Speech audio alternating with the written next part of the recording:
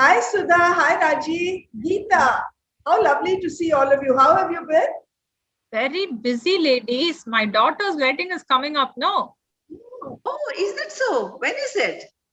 next month. Oh, I love our wedding. So much color, so much happening. Absolutely. But I am having such a hard time arguing with Varsha about everything. She's questioning everything, starting from why should we get up so early in the morning? Oh, that's easy. Brahma Muhurtam is the creator's hour. It's the time when there is an abundance of oxygen, peace, quiet, a certain conducive atmosphere when there is natural production of melatonin, which is a mood stabilizer. It boosts your immunity, increases your energy levels, and enhances the reproductive system. Your nervous system is also in a state of natural equilibrium, which reduces your stress levels and makes you calmer. The benefits of rising early are corroborated by evidences in Ayurveda, which acknowledges it to be the time when sattva manifests itself, eradicating rajas and tamas. Use this time to recreate yourself. Basically, wake up at Brahma Muhurtam and create your me time. And remember that most top achievers in the world start their days really early. Not without reason is it said, Brahme Muhurtam Uttishtet Tvasto Rakshartham Ayusham.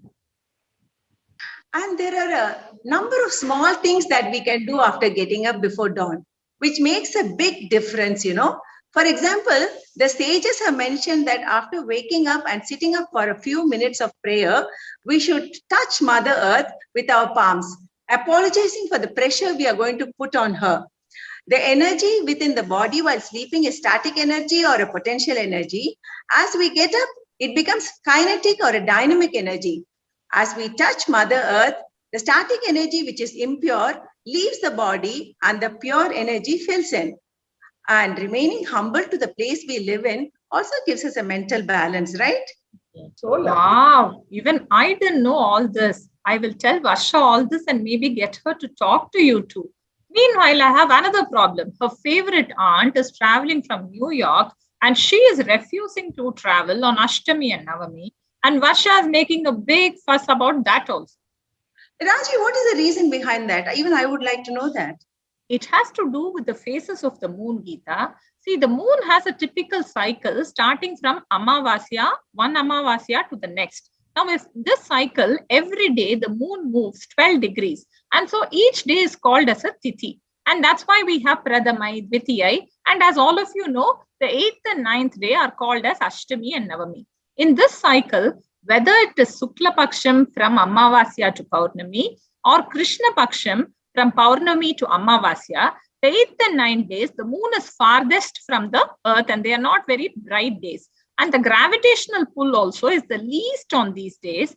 So it was considered that these days were not very auspicious. And people were encouraged to spend these days in bhakti.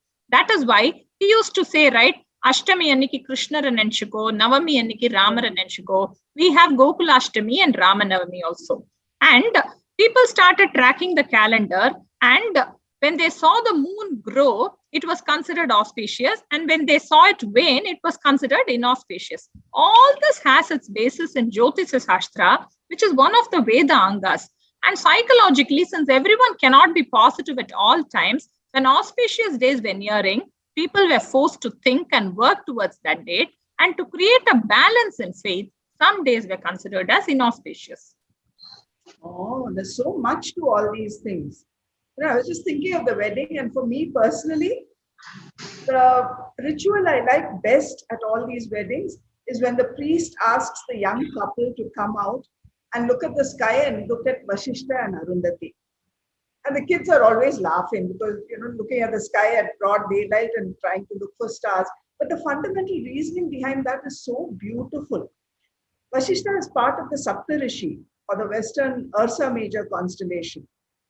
Vashishta and Arundhati are twin stars which revolve around each other. Neither is static, neither is dominant. So they complement each other. The priest, therefore, is actually telling the young couple to be like Arundhati and Vashishta, who were considered the ideal couple, to be on an equal footing, neither dominating and neither being the follower. So beautiful, and just the kind of thoughts that would resonate with my daughter. I really, really wish she listened to all this. I know, I love this conversation.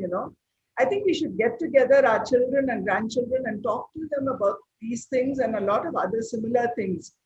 In ancient times, our sages had the knowledge and the wisdom to formulate our habits and practices. Unfortunately, the logic behind these has been lost over time, and subsequent generations have just been adopting the practices without the reason.